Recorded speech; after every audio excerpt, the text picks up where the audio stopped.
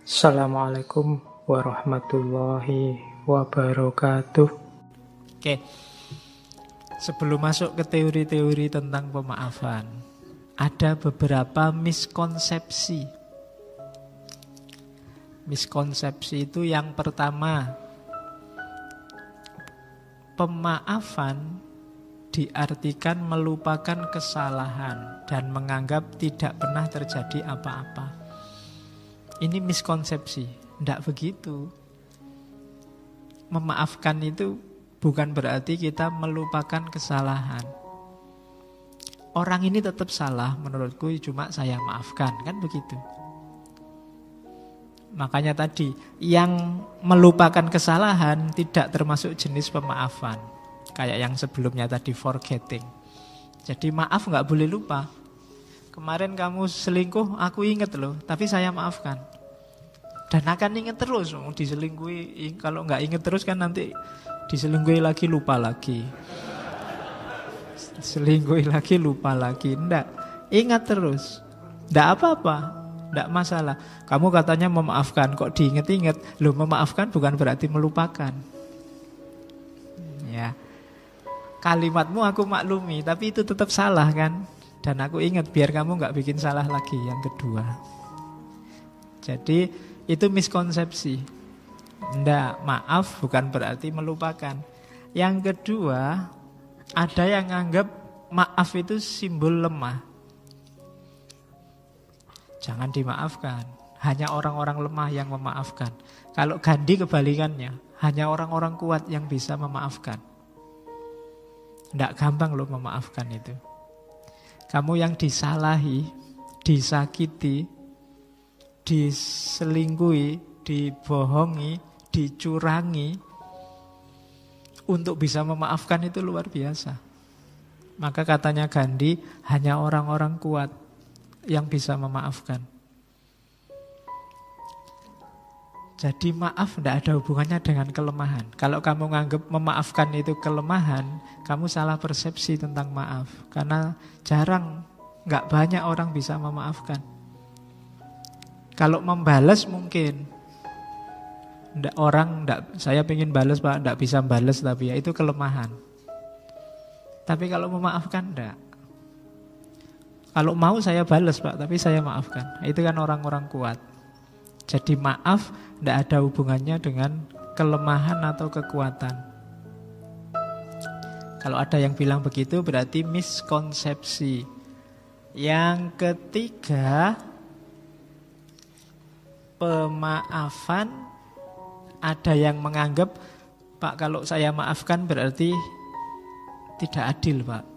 Yang salah kan harusnya dihukum. Jadi antara keadilan dengan pemaafan ini dua level yang berbeda. Adil itu hak, tapi maaf itu keluhuran, kemuliaan, kebaikan. Agama menyuruh, kalau tiap kali khotib Jumat itu loh, innallaha ya'muru bil adli wal ihsan. Adil ini paradigma pas, paradigma hak. Orang yang jatahnya 30, kasihlah 30, itu hak. Itu adil. Tapi di atas adil ada ihsan. Ihsan ini melampaui keadilan. Jauh lebih bagus daripada keadilan. Harusnya kamu zakat cuma 2,5%. Tapi kamu zakatkan 50%. Yang 47,5% itu ihsan. Kita menyebutnya sedekah, sodakoh. Itu ihsan. Harusnya kamu nganternya cuma sampai jalan besar saja, tapi kamu antar sampai depan kamarnya. Yo, sampai depan aja loh ya, nggak boleh masuk. Itu ihsan namanya.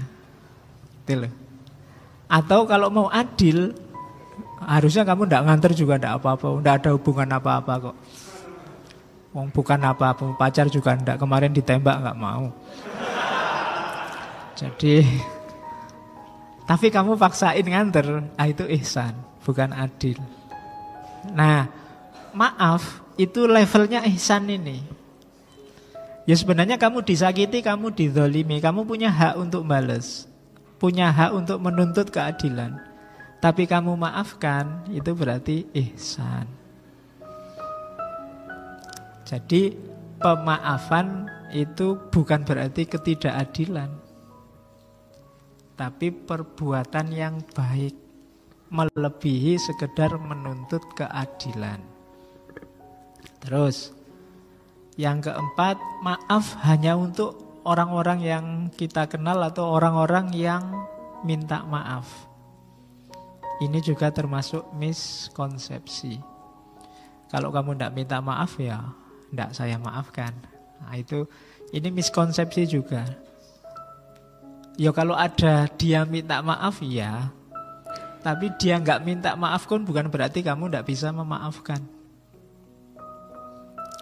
Kadang-kadang tidak usah nunggu orang minta maaf, kita sudah bisa memaafkan. Daripada capek-capek nunggu dia minta maaf. Apalagi dia yang kamu tunggu cuek aja. Kamu capek nunggu kapan dia minta maaf. Habis waktu menunggu ngapain? Udah dimaafkan aja. Rencananya mau dimaafkan toh ya sudah dimaafkan saja. Tidak usah nunggu-nunggu. Ini tak tunggu-tunggu nggak datang-datang minta maaf ya. Waktu kita habis untuk nunggu dia. Ngapain wong dia nggak datang-datang? Sudah dimaafkan saja. Nah itu jadi ndak ada hubungannya dengan minta maaf. Terus yang keempat lagi, harusnya 5 itu. Oke. Maaf itu ada yang bilang bisa cepat dan mudah. Ini tadi yang saya bilang, ndak, maaf itu butuh proses. Orang perlu mengendap dulu untuk mempertimbangkan dia memberi maaf apa enggak. Kalau langsung dimaafkan itu biasanya tidak hakiki. Kayak tadi hanya konstantif, hanya di mulut. Kayak kamu minal aidin wal faizin kemarin itu kan hanya di mulut. Kalau diproses serius, misalnya Mas minta maaf lahir batin ya sebentar, kamu punya salah apa padaku, coba disebut satu-satu. Oh itu bisa nggak jadi dimaafkan, ya kan? Jadi prosesnya nggak secepat itu, nggak seringkas itu. Ada tahapan-tahapannya nanti di belakang sebelum orang sampai benar-benar memutuskan untuk memberi maaf. Ya kecuali sama yang nggak kenal sama sekali, nggak pernah ketemu nih setahun sekali minal aidin ya nggak masalah itu. Cuma kadang-kadang kan memang ada memanfaatkan momen, besok aja minta maafnya, kalau Idul Fitri pasti dimaafkan.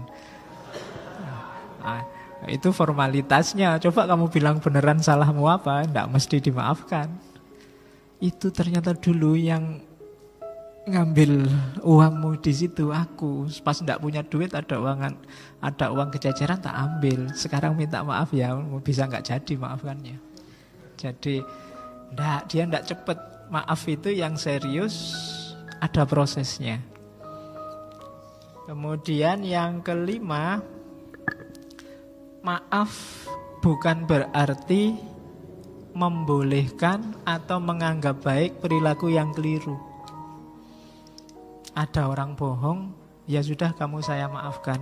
Itu bukan berarti terus bohong itu boleh. Bohongnya jadi benar, enggak. Bohongnya tetap salah.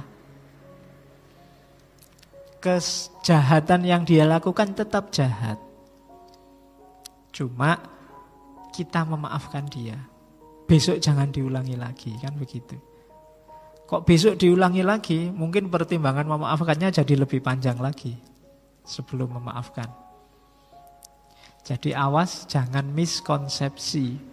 Ada 6 hal yang kita sering salah persepsi tentang pemaafan ini. Yang pertama, maaf bukan berarti melupakan kesalahan. Yang kedua, maaf bukan berarti kita lemah. Yang ketiga, maaf bukan berarti tidak adil. Yang keempat, maaf tidak hanya untuk yang minta maaf. Yang kelima, maaf itu ada prosesnya. Dan yang terakhir, maaf tidak membuat perilaku salah jadi benar.